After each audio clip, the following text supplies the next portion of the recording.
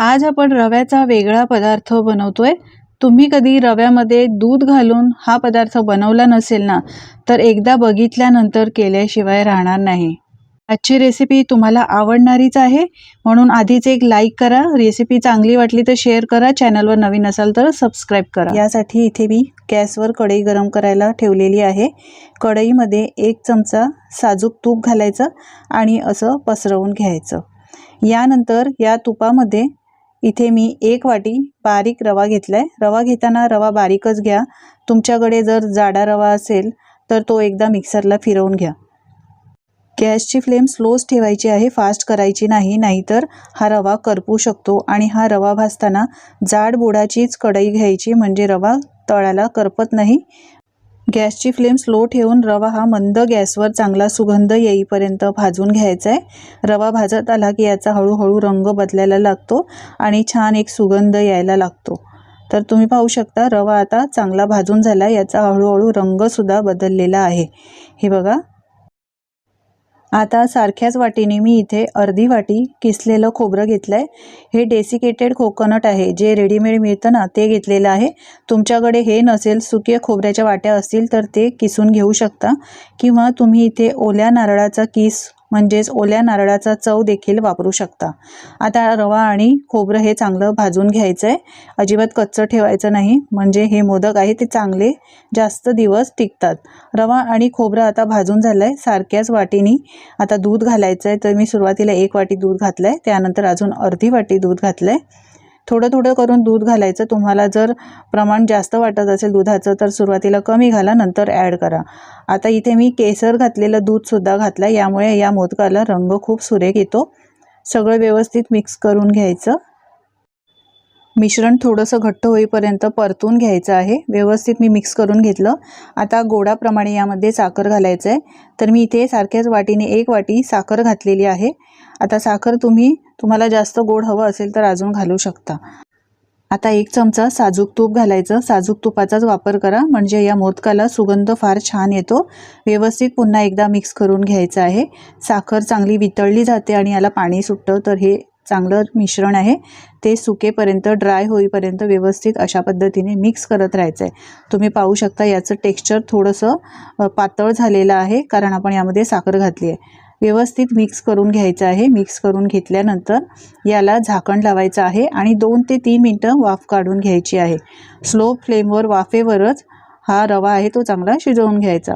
मिश्रण छान वाफेवर 2-3 मिनिटं मी शिजवून घेतलं आहे, तुम्ही पाहू शकता। इथे मी एकदा मध्ये मिक्स करून घेतलं होतं। छान मिश्रण एकदम ड्राय झालेलं आहे पहा। आपल्याला मोदक बनवण्यासाठी जसं मिश्रण हवंय त्या पद्धतीचं हे बनवून तयार झालेलं आहे। व्यवस्थित एकदा मिक्स करून घ्यायचं। आता हे मिश्रण चेक करायचं आहे, मोदक बनवण्यासाठी योग्य आहे की नाही।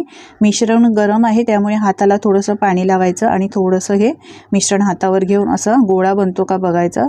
तर याचा हा गोळा बनतो, याचा अर्थ हे मोदकाचं मिश्रण आहे ते तयार झालेलं आहे। आता गॅसची फ्लेम मी बंद केली आहे। मिश्रण हे गरमच आहे। गरम असतानाच यामध्ये 1 चमचा वेलची पावडर घालायची आणि थोडंसं जायफळ किसून घालायचं। अगदी थोडंसं घालायचं, यामुळे फ्लेवर मोदकांना खूप छान येतो। इथे तुम्ही ड्रायफ्रूट्सचा वापर सुद्धा करू शकता, पण मी हे प्लेन असेच मोदक बनवते। हे असे मोदक सुद्धा खायला अप्रतिम लागतात।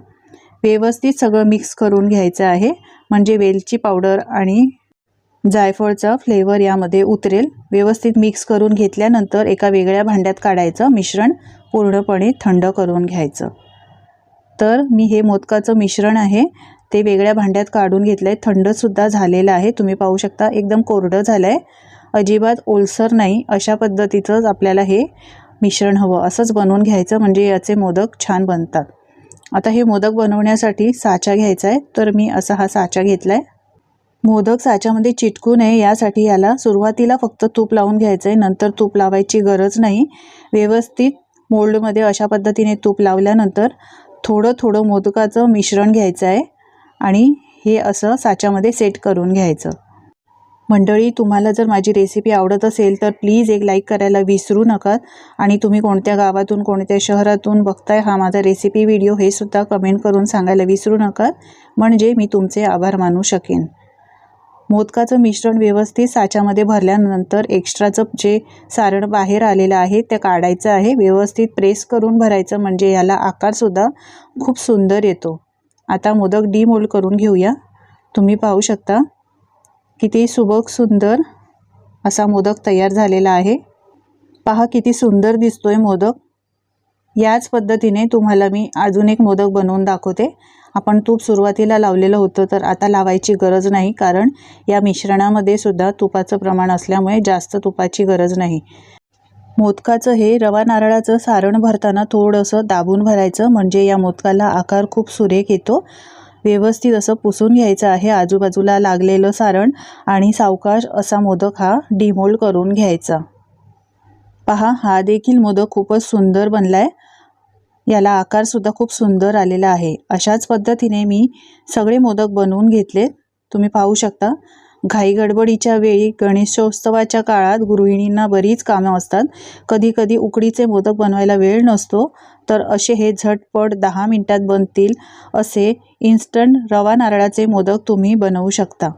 आता याला छान रंगरूप येण्यासाठी मोदकांवर केसराच्या काड्या लावायच्या आहेत, म्हणजे हे दिसायला सुद्धा खूप सुंदर सुरेख दिसतात. सगळ्या मोदकांना अशाच पद्धतीने मी केसराच्या काड्या लावून घेतलेल्या आहेत. या ऑप्शनल आहेत, तुम्हाला लावायच्या असतील तर लावू शकता. किती सुंदर दिसतात पहा. झटपट अगदी तुम्ही हे मोदक बनवू शकतात. यानंतर मी या मोदकांना सिल्वर पेपर म्हणजे चांदीचा वर्क सुद्धा लावलेला आहे. अजून या मोदकांना खूपच सुंदर रूप आलेलं आहे. पहा किती सुरेख दिसत आहेत. माझी खात्री आहे तुम्हाला ही आजची मोदकांची रेसिपी आवडली असेल. तुम्ही सुद्धा या पद्धतीने हे रवा नारळाचे मोदक अगदी झटपट 10 मिनिटात बनवून बघा. तुम्ही जर हे असे मोदक बनवून बघितले तर तुमचे अनुभव माझ्यासोबत शेअर करायला अजिबात विसरू नकात. आजची रेसिपी तुम्हाला जराही आवडली असेल मंडळी तर लाईक करा, शेअर करा आणि अशाच नवनवीन रेसिपी पाहण्यासाठी चॅनलला सबस्क्राईब करा.